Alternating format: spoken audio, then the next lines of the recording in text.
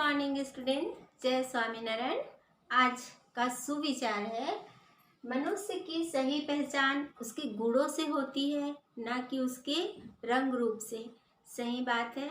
हम अपने बाह्य सुंदरता से एक बार लोगों को आकर्षित जरूर कर सकते हैं, लेकिन थोड़े समय के लिए।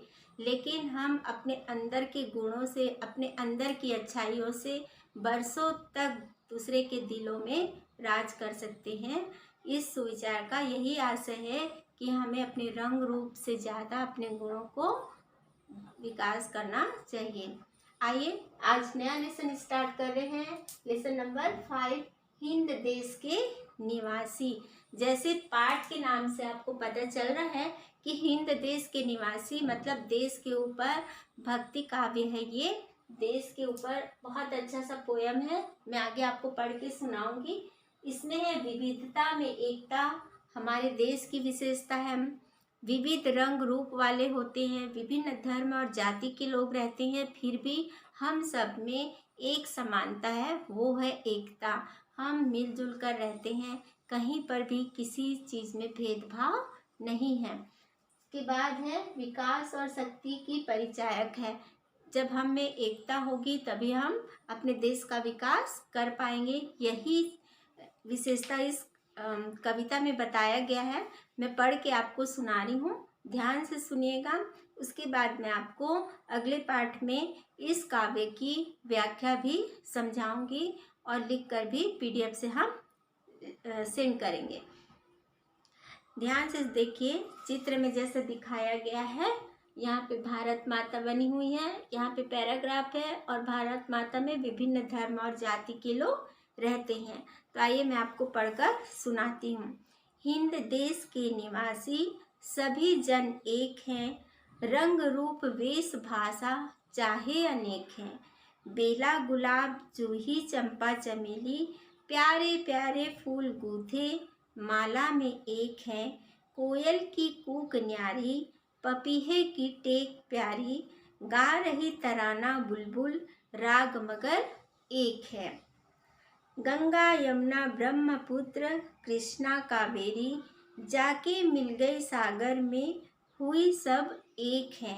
धर्म है अनेक जिनका, सार वही है। पंथ है निराले, सबकी मंजिल तो एक ही है। पहले पैराग्राफ में हिंद देश के निवासी सभी जन एक हैं, रंग रूप वेश भाषा चाहे अनेक हैं। विविध धर्म के लोग विविध रंग रूप वेश भाषा पहन के भी सभी हम भारतीय ही कहलाते हैं। जिस तरीके से एक माला में तरह तरह के सुंदर फूल गूथे होते हैं, अलग अलग प्रजाति के फूल होते हैं, चंपा है, चमेली है, जूही है, मोगरा है, उसी तरीके से हमारे देश में अनेक लोग रहते हुए भी हम सब एक हैं। कोयल की कूक न्यारी, पपीहे की टेर सारी, गा रही तराना बुलबुल, राग मगर एक है। जिस तरीके से कोयल और पपीहे की अलग अलग बोली होती है ना, मधुर होती है।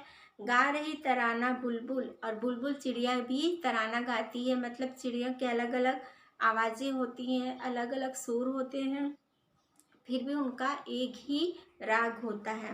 गंगा यमुना ब्रह्मपुत्र, तरह तरह की नदियाँ, हमारे देश की जो पवित्र नदियाँ हैं वो जाकर सागर में मिल जाती हैं और एक हो जाती हैं।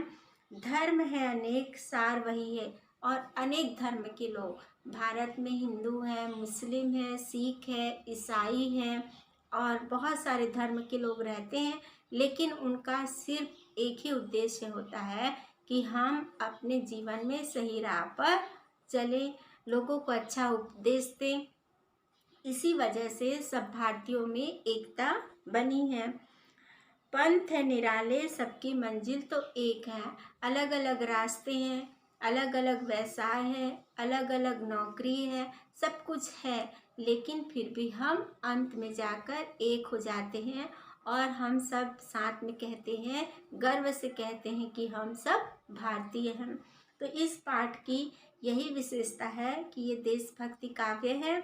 इस काव्य में हिंद देश के निवासी जो अलग धर्म जाति प्रजाति के रहते हैं, एक हैं, भारतीय हैं। धन्यवाद।